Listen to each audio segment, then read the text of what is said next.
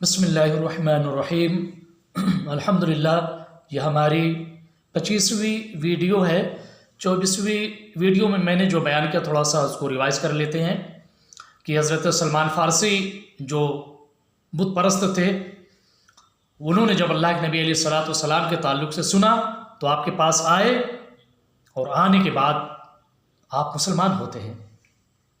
اس کے بعد ولید بن مغیرہ جو بہت بڑا اسلام کا دشمن تھا، میرے نبی کا دشمن تھا، مسلمانوں کا دشمن تھا، مرتے وقت چلا رہا تھا اور کہہ رہا تھا ابو سفیان سے کہ اب محمد عربی کا دین غالب آ جائے گا۔ مرتے وقت یہ بندہ رو رہا تھا۔ ابو سفیان سے کہا کہ محمد عربی کا دین غالب آ جائے گا، تو ابو سفیان نے کہا میرے چاچا جان آپ پریشان مت ہوئیے، میں جب تک زندہ ہوں جب تک میں زندہ ہوں محمد عربی کا دین غالب نہیں آئے گا۔ اور ہوا کیا کہ ابو سفیان جو بہت بڑے دشمن تھے، جتنی لڑائیاں ہوئیں، جتنے فتنہ و فساد ہوئے، مسلمانوں کو قتل کیا گیا، مسلمان کا جو سوشل بائیکاٹ کیا گیا، پریشان کیا گیا، یہ سب اس کی جڑ جو تھے وہ حضرت ابو سفیان تھے۔ مگر یہ بھی آگے چل کے فتح مکہ کے دن یہ بھی مسلمان ہو جاتے ہیں۔ اب آئیے میں 25ویں ویڈیو کو میں بیان کروں کہ ہجرت کے دوسرے سال قبلہ بدلا۔ پہلے میرے نبی علیہ الصلوۃ والسلام قبلے کی طرف نماز جو بیت المقدس کی طرف منہ کر کے نماز پڑھتے تھے، تقریباً 16 یا 17 مہینے آپ نے نماز پڑھی۔ اس کے بعد اللہ کی طرف سے حکم آیا اور کعبہ شریف قبلہ بنا، اس کو قبلہ بنایا گیا۔ میرے نبی صلی اللہ تعالیٰ علیہ وسلم کی خواہش بھی تھی، آپ چاہتے بھی تھے کہ قبلہ کعبہ بنے۔ اس کے بعد قبلہ بننے کے بعد یہودی مذاق اڑانے لگے کہ محمد عربی ہماری مخالفت کر رہے ہیں، یہ تو مذاق کر رہے ہیں، کبھی اس قبلے کی طرف نماز پڑھ رہے ہیں، کبھی کعبہ کی طرف نماز پڑھ رہے ہیں، یہ کیا ہے؟ تو بہرحال وہ پریشان ہوئے، ان کو تھوڑا تکلیف ہوئی، حسد ان کے اندر تھی۔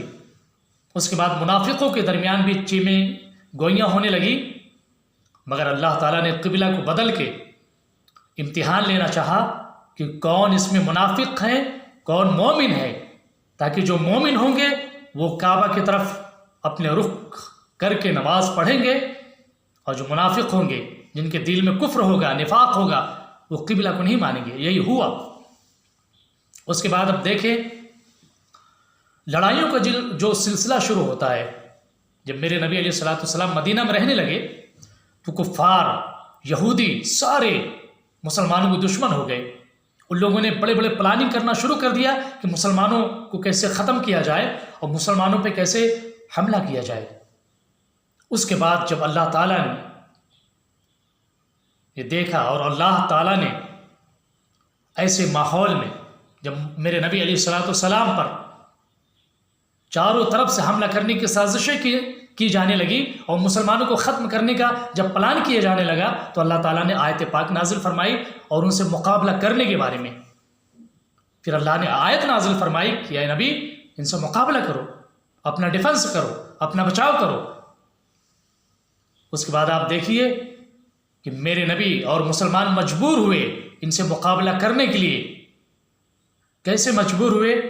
3 باتیں جو بڑی سامنے آتی ہیں کہ مسلمان اور میرے نبی علیہ الصلوۃ والسلام اپنے صحابہ کے ساتھ جو مجبور ہو گئے ان ظالموں کے ساتھ مقابلہ کرنے کے لیے، لڑائی کرنے کے لیے، ان میں سے 3 بہت بڑی بات ہمارے سامنے ہے۔ پہلی بات، کفار کے جو سردار تھے انہوں نے مدینے میں جو ایک سردار تھا عبداللہ بن ابی، اس کے پاس خط لکھ کے بھیجا کہ عبداللہ بن ابی محمد عربی کو یا قتل کر دو یا تم مدینہ سے نکال دو، اگر یہ 2 کام تم نہیں کرو گے تو میں مدینہ پہ حملہ کر دوں گا۔ یعنی کفار، مکہ کے کفار نے کہا کہ اگر تم قتل نہیں کرو گے، محمد عربی کو مدینہ سے نہیں نکالو گے، تو ہم سارے لوگ مل کے مدینہ پر حملہ کر دیں گے، سب تباہ و برباد کر دیں گے۔ جب میرے نبی علیہ الصلوۃ والسلام کو بات پتہ چلی تو وہ عبداللہ بن ابی کے پاس گئے اور اس کو سمجھایا کہ جناب آپ ہمارے خلاف سازش میں جو شامل ہونے جا رہے ہیں، آپ کو پتہ ہے آپ جو قتل کریں گے کس کو قتل کریں گے؟ اپنے خاندان کے لوگوں کو، مدینہ کے لوگوں کو، اپنے بھائیوں اور بیٹوں کو. کیا آپ ان کو قتل کرنا چاہتے ہیں؟ تو بہرحال بات سمجھ میں آئی، اس نے قتل کرنے کا ارادہ بدل دیا. یہ پہلی بات تھی. دوسری بات، سعد بن معاذ یہ بڑے سردار تھے، ان کے ساتھ بھی ابو جہل جھڑپ کیا اور ان کو دھمکی دی. اس کی وجہ سے بھی مسلمانوں میں ایک اشتعال انگیزی پیدا ہوئی. تیسری بات کہ جو کفار تھے، ان لوگوں نے مدینہ کے گھراؤ کرنے کا ارادہ کیا. کفار اور یہودی سب مل کے کہ مدینہ کا گھراؤ کریں. گھراؤ کرنے کے بعد جتنے بھی قبیلے کے لوگ تھے سب کے ساتھ وہ مل کے مدینہ پر حملہ کرنے جا رہے تھے. تو یہ 2-3 بڑی باتیں تھیں. جب یہ سامنے آئی تو میرے نبی کو حکم ہوا، مسلمانوں کو حکم ہوا کہ ظالموں کے خلاف کھڑے ہوں اور اپنے ملک کے ڈیفنس کے لیے، اپنے بچاؤ کے لیے، ملک کے لوگوں کی حفاظت کے لیے، امن و شانتی قائم کرنے کے لیے ان سے مقابلہ کرو. اللہ کی طرف سے یہ حکم ہوا. آپ نے دیکھا کہ کفار چاروں طرف سے آپ کو مارنے کی کوشش کرنے لگے. اس وقت میرے نبی نے جو تدبیر بنائی، 2 تدبیر کہ کیسے ان ظالموں سے نپٹا جائے، تو آپ نے 2 تدبیر پیش کی، 2 حکمت آپ نے اپنائی. پہلی تدبیر یہ کی، یہ جو شام یہ اپنا تجارتی قافلہ لے کے جاتے ہیں، ان کے قافلے کو روک دیا جائے تاکہ ان کی طاقت اور شان و شوکت ٹوٹ جائے. دوسری حکمت، آپ صلی اللہ تعالیٰ علیہ وسلم مدینہ میں جتنے قبیلے تھے جو نان مسلم تھے، جو لڑنا نہیں چاہ رہے تھے، ان کے ساتھ آپ نے معاہدہ کیا، ایگریمنٹ کیا. قبیلے میں جا کے لوگوں کو اپنا بنایا اور بتایا کہ ہم لوگوں پر حملہ کرنے جا رہے ہیں، تو سارے لوگ آپ کے ساتھ ہو گئے. آپ نے دیکھا کہ میرے نبی نے جو 2 تدبیر اپنائی. پہلی تدبیر قافلہ رکوایا ان ظالموں کا جو ملک شام تجارت کرنے کے لیے جاتے تھے. دوسری بات یہ کہ قبیلے کو لوگوں سے آپ ملے، سب سے ملے، جو مسلم تھے نان مسلم تھے سب سے ملے، تاکہ سب لوگ مل کے ایک قوت بنے، ایک طاقت بنے، تاکہ جو ہمارا دشمن ہے، جو مدینہ پر حملہ کرنے والا ہے، اس کے خلاف ہم کھڑے ہو سکیں.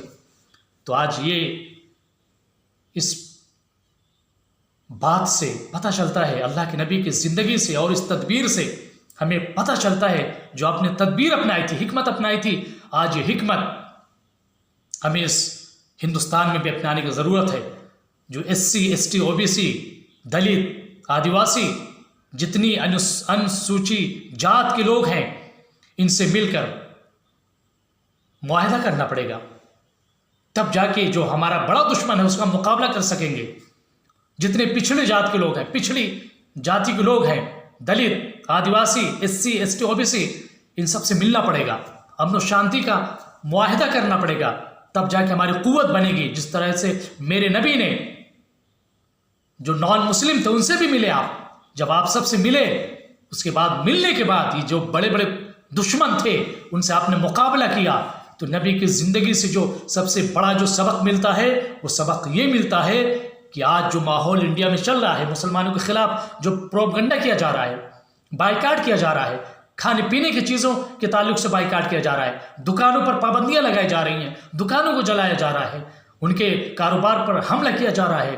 تو اس وقت جو سب سے بڑی حکمت ہے وہ حکمت عملی یہ ہے کہ ہمارے جو دلت بھائی ہیں، آدیواسی بھائی ہیں، SC ST OBC جتنے نچلی جاتی کے لوگ ہیں، ان سے ملیں، ان کے نیتاؤں سے ملیں. ان میں اچھے لوگ ہیں، ہمارے نان مسلم میں، ہمارے ہندو بھائیوں میں بہت سے اچھے لوگ ہیں، ان سب سے ملیں. ملنے کے بعد جو ملک میں امن و شانتی کو غارت کرنا چاہتے ہیں، جو امن و شانتی نہیں چاہتے، بھائی چارہ نہیں چاہتے، جو فتنہ و فساد چاہتے ہیں، فساد برپا کرنا چاہتے ہیں، ان سب سے مل کے ان کے خلاف آپ اٹھ جائے. جب آپ ایسا کریں گے، ہم ایسا کریں گے، تو ظالم کی کوششیں ناکام ہو جائیں گی، جیسا کہ میرے نبی نے کیا.